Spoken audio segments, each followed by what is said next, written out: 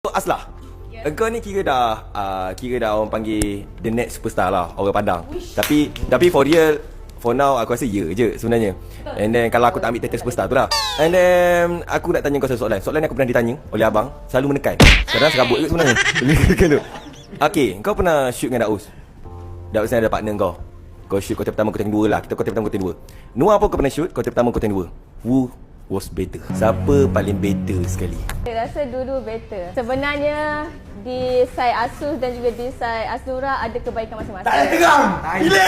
Tapi betul lah dua-dua bagus lah. Memanglah dua-dua bagus. Konten pertama, konten kedua. Antara Asus dengan Asnura, mana lagi better? Konten pertama Asus apa Dia jadi pembantu saya. Saya akan pilih Asnura. Tak, dia macam ni. Dia ada perbezaan dia yang saya kena terima and saya rasa dua-dua ada kelebihan masing-masing. Untuk pengalaman saya sendiri sebagai yang first post content and So, yang Asus, handle, Asnura saya better. rasa kalau ikutkan Asnura lagi better. Saya shoot dengan Daus di masa time mula-mula mungkin sebab dia malu, dia tell sementara jadi dia malu, mungkin dia tak ada confident. Jadi biasa saya shoot dengan dia untuk first content, banyak benda yang saya request, nak macam ni, nak macam tu.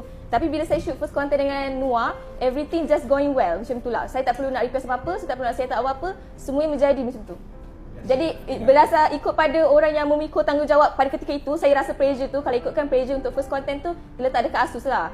Tapi saya faham je side Daus baru and talent sementara, mungkin dia tak ada confident sebab dia belum permanent time tu.